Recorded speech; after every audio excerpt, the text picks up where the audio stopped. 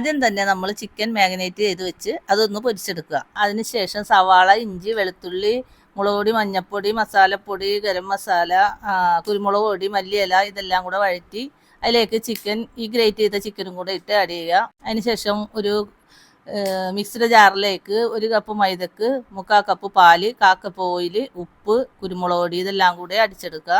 എന്നിട്ട് ഒരു പാനിലേക്ക് ഇത്തിരി നെയ്യ് തടവുക. നെയ്യ് എല്ലായിടത്തേക്കും ഒന്ന് തടവി കഴിഞ്ഞിട്ട് അതിലേക്ക് ഈ ബാറ്റർ ഒഴിച്ചു കൊടുക്കുക. ഒന്ന് ചുറ്റിച്ച് ഒന്ന് മൂടി വെച്ച് കുറച്ച് വെന്ത് വരുമ്പോഴേക്കും ഈ മസാലക്കൂട്ട് അതിലേക്ക് ഇട്ട് കൊടുക്കുക. വീണ്ടും ബാറ്റർ അതിലേക്ക് ഒഴിച്ചു കൊടുക്കുക. ബാക്കിയുള്ള ബാറ്ററും കൂടെ അതിലേക്ക് ഒഴിച്ച് വീണ്ടും മസാലക്കൂട്ട് ഇടുക. ബാക്കിയുള്ളതും കൂടെ ബാറ്റർ മുകളിലേക്ക് ഒഴിച്ച് കവർ ചെയ്ത് കഴിഞ്ഞിട്ട് അതിൻ്റെ മുകളിൽ ഒരു ഭംഗിക്ക് വേണ്ടി നമുക്കൊരു ക്യാപ്സിക്കോ തക്കാളിയോ എന്തെങ്കിലും അരിഞ്ഞു വെച്ചിട്ട് മൂടി വെക്കുക.